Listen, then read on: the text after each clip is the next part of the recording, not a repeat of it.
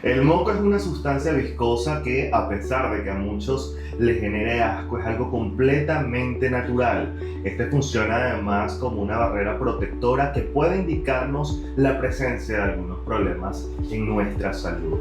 El moco precisamente será nuestro tema hoy acá en Por Tu Salud.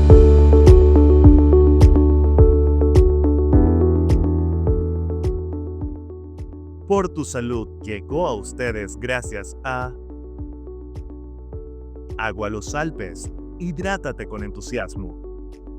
Amigos de Public Magazine, bienvenidos a otra edición de Por Tu Salud. Soy José Francisco Carvajal y desde ya pongo a su disposición nuestras redes sociales, @PublicInsight, @PublicMagazine y mis redes personales, @CarvajalJosé_.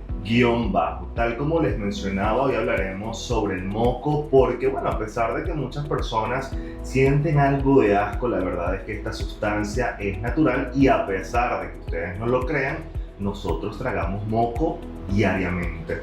Hoy hablaremos con la doctora María Moreno, médico otorrinolaringólogo, un poco sobre la presencia del moco en los niños y además sobre cada uno de los problemas que este pudiese darnos a conocer. Gracias por recibirnos, doctora.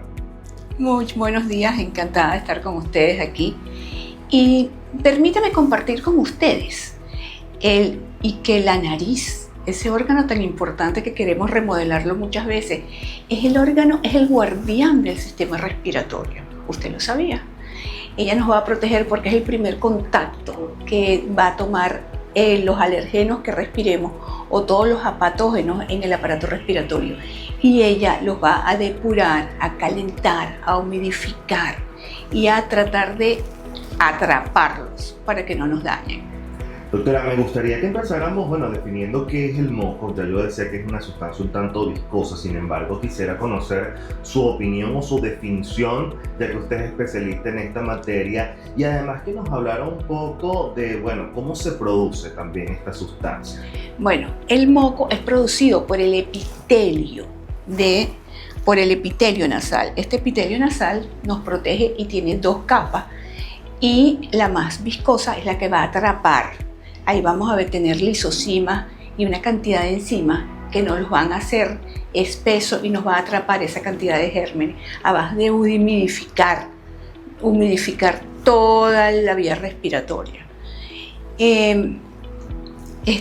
Además se presenta en forma de líquido y podemos tener diferentes tipos de moco. Podemos tener un moco que es suave, que nos protege la barrera, pero a veces ese moco se puede hacer más espeso y cambiar de coloración. Eso ya nos va diciendo que hay una patología que está alrededor y que debemos estar alerta. Y justamente allí me gustaría hacer un alto porque usted nos habla de algo importante, ¿no? Las características que puede tener ese moco. Son muchas, ¿no? Las patologías, los problemas, los trastornos a nivel respiratorio que a través del moco nosotros podemos sospechar, empezar a identificar. Quisiera que nos hablara un poco sobre la coloración de este moco. Muchos vemos que hay unos que son un poco más transparentes, luego va cambiando a blanco y también a verde, amarillento. Quisiera que nos ayudaras un poco a entender, porque muchas veces cuando vemos un moco ya verde o algo amarillo, algunas personas en casa pudiesen decir, se trata de un cuadro infeccioso. ¿Esto realmente es así? Fíjense, cuando ustedes vean que su hijo o usted persiste con un moco más de 3 días y ese moco se va haciendo espeso, ahí hay que tener una alerta y hay que tener mucho cuidado con los niños. Pero es importantísimo. ¿Qué pasa? Cuando el moco se produce normalmente y está ahí para resguardarlo. Entonces, cuando usted ve que el moco persiste, chorrea por la narina, al frente de la nariz, y usted siente que empieza a tragar moco, ese moco se va a convertir, mientras sea claro, es un moco normal, que puede estar inducido por numerosas patologías, pero cuando usted vea que el moco se traslada a amarillo, ejemplo, una de las causas más comunes es que tengamos una infección respiratoria. Los niñitos, cuando usted ve a su niñito más de 3 días con moco en la nariz, por favor, llévelo para que lo examinen y lo revisen. Entonces, ¿qué vamos a hacer? Si el moco está cremoso, entonces ya hay un cambio de coloración, tenemos que estar alerta. Si hay una infección respiratoria, los primeros 5 días podemos estar alerta con ese moco que se va haciendo, que es blanco, que se produce más, que se convierte en cremoso, y cuando después de 5 días ese moco cambia a amarillo verdoso, ese moco hay que tratarlo, hay que ver al paciente. Si es un niño, lo más frecuente que tengamos es una infección respiratoria.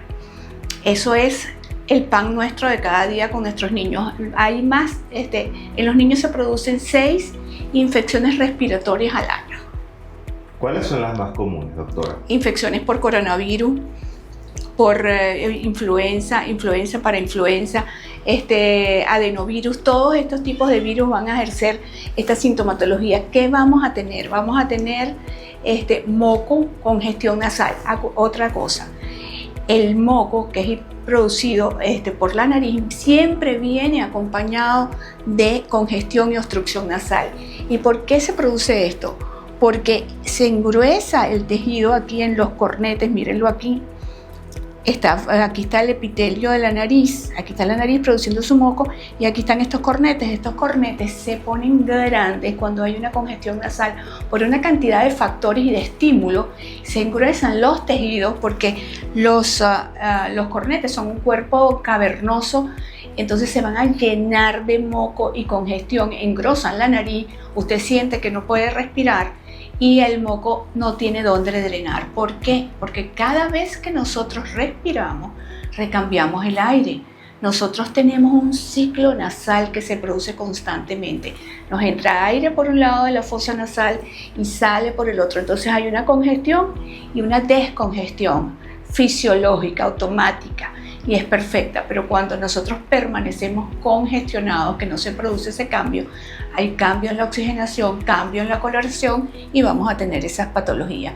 Entonces tenemos los adenovirus, los coronavirus, los influenza, los parainfluenza, nos va a producir malestar general, puede o no producirnos dolor de cabeza, fiebre, y al cabo de 5 días eso debe mejorar. Es importante también tomar en consideración que durante esta temporada de lluvia quizás el exceso, ¿no?, de moco puede ser un problema muy frecuente, y aparece quizás también en una temporada en la cual, bueno, los niños están terminando el año escolar, inicia también el periodo vacacional.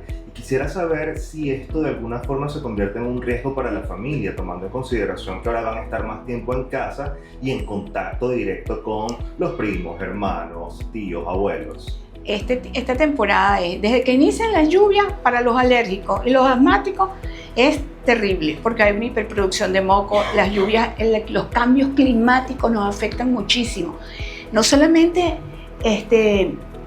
los virus, los coronavirus, no, hay una cantidad, o las bacterias, sino que además los cambios climáticos nos hacen que se nos produzca una hiperproducción de moco. Cambios climáticos, hay cambios en el ambiente, la vegetación, el tiempo, todo eso nos lleva a tener cambios y hiperproducción de moco. Entonces tenemos los espacios cerrados porque los niños están en casa, se contaminan unos con otros porque ellos no saben que no tienen que tomar del vaso del siguiente, que no pueden compartir los dulces o las chuches.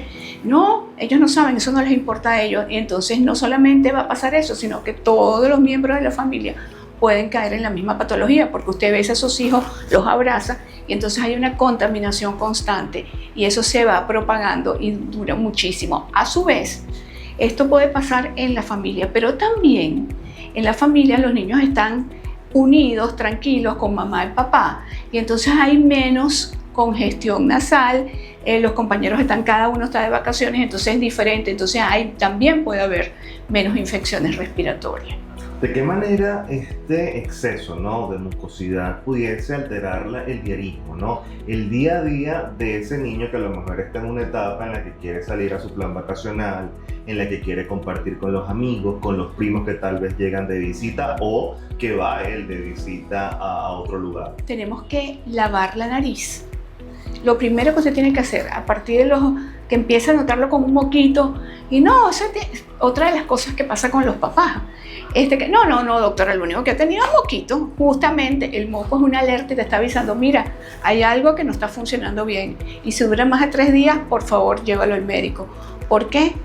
porque se va a complicar. Un niñito con una cantidad de moco, el moco puede pasar al oído y vamos a tener una otitis media. Ese goteo posnasal, empezamos a tragar moco y ese goteo posnasal va directo a los pulmones, y aquel que es asmático va a presentar patología. No solamente eso, sino que como dura tanto y hemos tragado tanto moco, vamos a tener bronquitis y vamos a tener una serie de secuelas, vamos a tener sinusitis. Si ese cambio de coloración de moco se establece, es porque empieza a sufrir el drenaje de los senos paranasales que está aquí en el meato medio.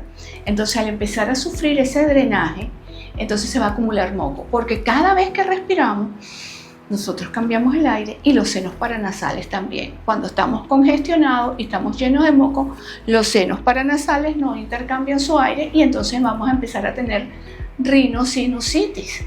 Entonces es cuando usted ve 7, 8 días, entonces el niñito empieza con fiebre, empieza con malestar, empezamos con tos y hay signos de alarma. Esos son signos de alarma. Cuando usted empieza a ver a su hijo que el moco persiste, que tiene tos, que a veces le duele la cabeza, que suda, cambio de clima y suda y viene adentro y toma agua fría o se pone frente al ventilador, ojo, ahí va a haber patología. Eso es importante que usted lo note, porque es una de las consecuencias de un paciente con una hipersecreción de moco.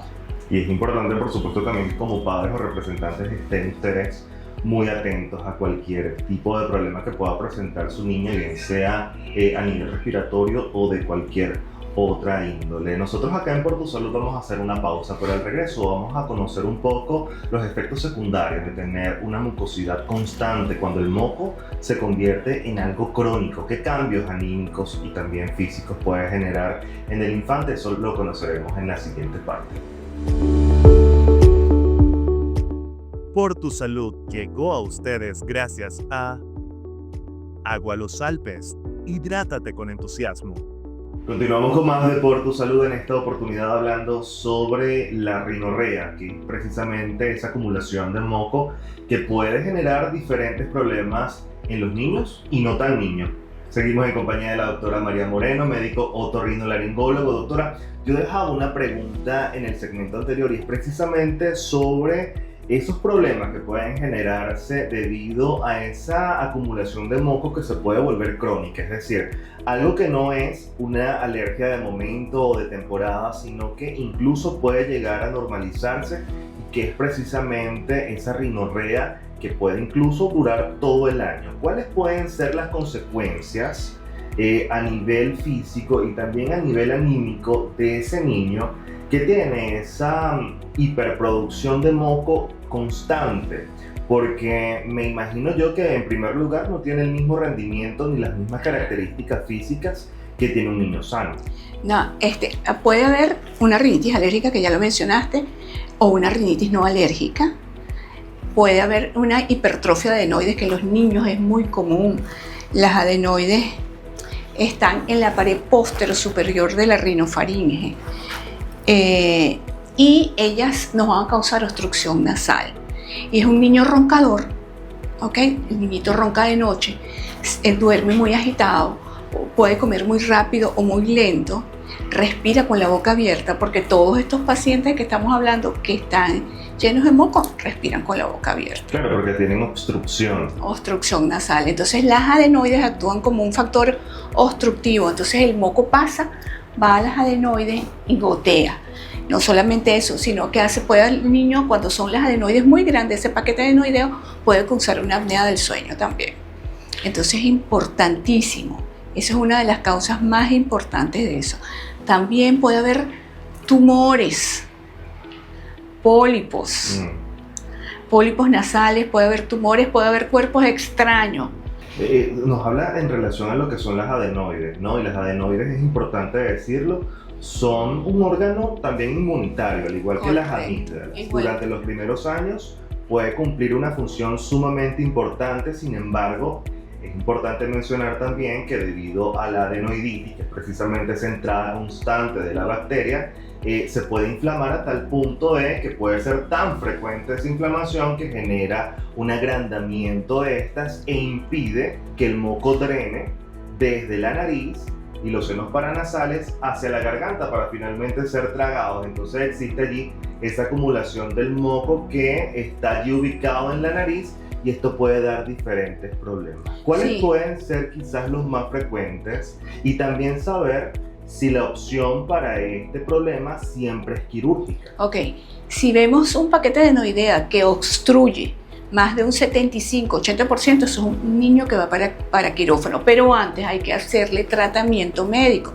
Si es una de las causas, uno de los factores en las adenoides es que ellas se llenan tanto de gérmenes, que se pone una capa de gérmenes que se llama biofilm, y eso nos produce una adenoiditis constante en ese paciente y va a estar enfermito, aparte que va a tener una cara alargada, una mirada triste, la boca abierta, los labios no solamente entreabiertos, va a tener una queilosis, ¿sabe lo que nosotros llamamos boquera? Esas boqueras que se producen en el ángulo de aquí en el pliegue bucal. Aquí eso va a tener ese niñito. Y entonces, cuando eso está dañado por un biofilm y está listo con una capa de moco y de pus, esas adenoides, lo que él está tragando es pus todo el día. Esa es una adenoide que va para quirófano. ¿Cuáles pueden ser las consecuencias de no tratar una hipertrofia de adenoides en la edad adulta? Porque estamos hablando de los niños cuando generalmente suele tener el origen, ¿no? Este problema. Pero ¿qué pasa con ese paciente que que no recibe solución? Normalmente un paciente, las adenoides se atrofian, se retraen. Hay pacientes de 17 y 18 años que todavía tienen un paquete de adenoideo grande y cuando lo vemos se saca, porque eso está obstruyendo la vía aérea, eso le está causando molestia a ese paciente.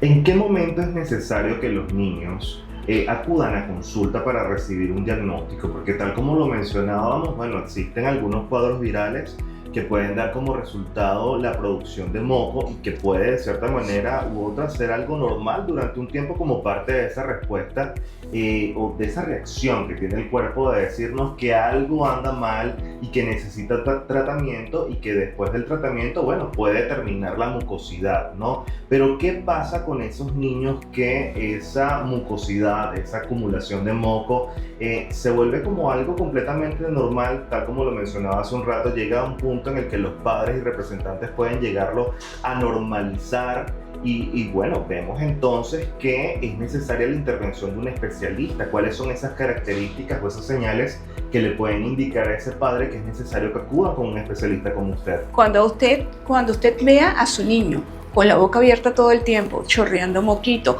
ronca de noche, está intranquilo, le dan gripes más de 6, 7, 8 veces, le dan amigdalitis a repetición, porque ese tragar moco hace que el moco pase a las amígdalas, entonces hay una amigdalitis, hay otitis, ese moco pasa de la nariz al oído y hace otitis. Usted tiene que llevar a su niño al médico, su niño le está gritando, papá, estoy enfermo, y no te has dado cuenta. Porque parece mentira, con la vida diaria que llevamos, muchísimas veces no nos damos cuenta de qué está pasando con el bebé, de si tiene la boca abierta o no. Cuando llegan aquí al médico, cuando llegan a uno, yo empiezo a hacerles ver y notar al papá que tienen unas ojeras grandísimas, la carita se alarga, está paliducho, hay consecuencias importantes con alteraciones del sueño, alteraciones en el aprendizaje, a veces son niños tímidos o retraídos o ansiosos, entonces dificultad en el aprendizaje del colegio. Entonces todas estas son medidas de alarma diciendo, papá, atiéndeme, y eso tiene que tomarlo en cuenta usted, ya que tú me lo estás preguntando. Sí, porque además para los padres puede verse algo como cotidiano, ¿no? El hecho de que el niño presente estos cambios en su anatomía y que pueden pensar los padres que es algo completamente normal, él nació así, eso es completamente natural en él, esas ojeras, a lo mejor también esa distracción que le impide el aprendizaje también es algo que, digamos, nació con él, pero puede ser un problema que debe ser resuelto para poder hallarle una solución y que va a contribuir de alguna manera con la mejoría de ese infante, ¿no? Va a contribuir con, otra vez, la estructura de su cara se va a normalizar. Ellos muchas veces tienen el cuello largo porque ellos tratan de buscar aire, alteraciones en la posición, en la espalda, todo eso es importante alarmarlo y ese niño va a crecer. Los dientes se protruyen, el paladar se pone como un arco. Todos esos son alarmas para los papás. Yo creo que también una de las cosas importantes a tomar en consideración es precisamente incluso el tono de voz que puede tener el niño. Hay niños que son muy roncos y hay niños que, así como Carlitos, el de los Rugrats, tienen cierta fañosidad al momento de hablar, y aunque esto parezca un detalle no tan importante, puede indicar la presencia incluso de una rinitis alérgica, Sí, ¿no? señor, eso es una voz nasal. Entonces tienen una dislalia y también tienen alteraciones en la pronunciación de las palabras. Todos estos son datos que le estamos diciendo: hay un problema adenoideo, hay un problema alérgico, hay unos cornetes grandísimos que no impiden respirar, hay falta de aprendizaje. Entonces todas estas luminarias, estos tips nos hablan en favor de un niño que necesita atención. Otra de las cosas que es importantísima: la contaminación,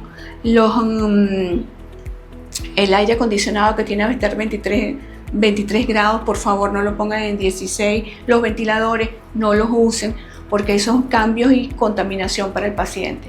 Todos estos detalles nos hablan de que tenemos que estar alerta con ese En el niño. caso, por ejemplo, de la rinitis alérgica, me gustaría que diéramos ciertas características generales sobre este tipo de pacientes. En primer lugar, bueno, las diferencias que puede tener, por ejemplo, con un paciente que tiene hipertrofia de adenoides, y también saber un poco, bueno, cuáles son las posibles soluciones que tienen para estos pacientes, porque uno, cuando escucha rinitis alérgica, pudiese pensar que al no estar en contacto con ese alérgeno, el problema ya está resuelto. ¿Esto realmente es así?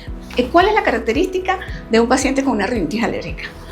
Moco, estornudo, en salva, 3, 4, le pica la garganta, le pica la nariz, tanto es así que esto se llama saludo alérgico y hacemos un pliegue nasal aquí. Entonces, con esas características, le pican los oídos, tiene tos. Entonces, con esas 4 características, usted sabe que por ahí que es un niño alérgico.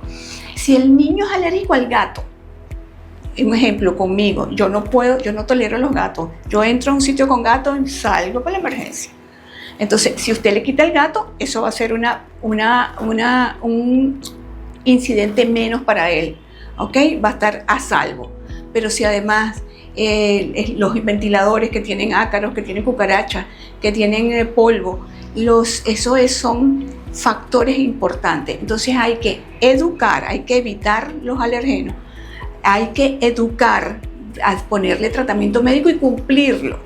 No es que se ponga el tratamiento médico 10 días y después volvemos atrás. No, es importantísimo. Cuando esto no funciona, con lavados nasales, con los medicamentos que ponemos, esteroides intranasales, lavados nasales, antihistamínicos tópicos, y con todo esto no funciona, tenemos que recurrir a inmunoterapia y tenemos que recurrir a pruebas alérgicas, bien sea por prick test o pruebas en sangre, que son importantes, y de ahí, si aún así el paciente no mejora, hay que recurrir a inmunoterapia, que es la sensibilización del paciente. Eso es importante tenerlo. Vemos entonces que son diferentes las causas que pueden generar esa hiperproducción de moco, ¿no? Ya se nos está terminando el tiempo, pero no me gustaría irme sin que habláramos un poco de cómo estas alteraciones a nivel respiratorio pueden afectar todo lo que es el descanso. Nos mencionabas que se relacionan mucho con el trastorno del sueño. ¿Cuáles son esas características que pueden ayudarnos a nosotros a identificar que algo anda mal con nuestra respiración y que está afectando algo tan importante como el descanso?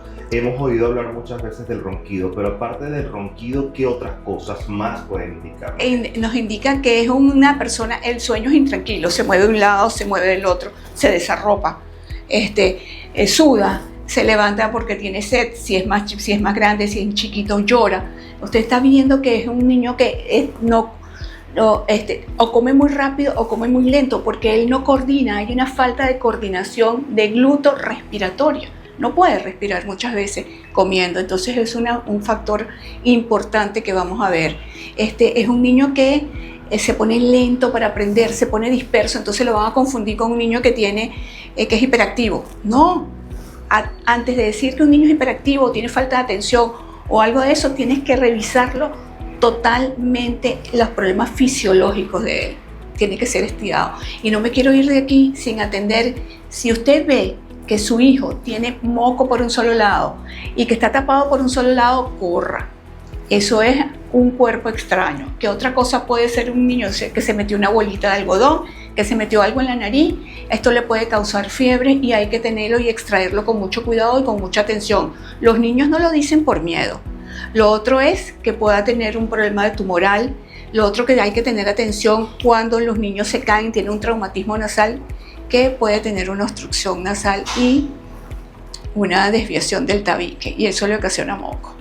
Ya Esos son lo los saben, otros factores. entonces el moco está relacionado con casi todo. Con todo. Con todo. O sea, El moco es parece un mentira. signo de alarma, sí señor. Es un signo de alarma, es un signo que yo siempre trato de alertar a los padres y alertarnos nosotros mismos como adultos, porque eso está ahí y eso se presenta. Redes sociales, doctora. @DRA María Moreno, todo pegadito. ¿Puedo decir mi teléfono? Preferiría que nos dijeras dónde te pueden ubicar, Ok. por lo menos acá en la ciudad de Caracas. En la ciudad de Caracas me pueden ubicar en la avenida Libertador, en el edificio Libertador 75, Penthouse 3B. Y también toda la semana me pueden ubicar aquí, excepto lunes y martes en la mañana, que estoy en Fénix Salud, en San Bernardino. Lunes y martes en la mañana. Muchísimas gracias, doctora Moreno, por habernos recibido y por habernos dado todos estos detalles en relación al moco que tal vez muchas de las personas que nos están viendo ignoraban. Sí, señor. Yo fui una niña mocosa, por eso es que para mí es tan importante comunicarle a mi paciente y a sus familias la importancia del moco. Me hiciste recordar que esa palabra tiene una connotación un poco negativa, eso de mocoso. Generalmente cuando le dicen a alguien mocoso es para Menospreciarlo. Exacto, para referirse de manera despectiva. Nosotros Y no. hemos llegado así al final de este programa. Esperamos, por supuesto, haber aclarado muchas dudas, hacerlos un poco más conscientes en relación a las diferentes causas del moco y sobre todo a la importancia que tiene la consulta con el especialista para realizar un diagnóstico oportuno de la causa de esa producción y también de esa acumulación del moco que puede interferir mucho con nuestras actividades. De esta manera me despido recordándoles y poniendo a su disposición nuestras redes sociales @PubInsight, @PubMagazine, @SoyCarvajalJosé, y debo recordarles también que deben darle me gusta a este video, compartirlo, porque siempre es importante compartir la información. Recuerden que la información es poder. Será hasta una próxima oportunidad.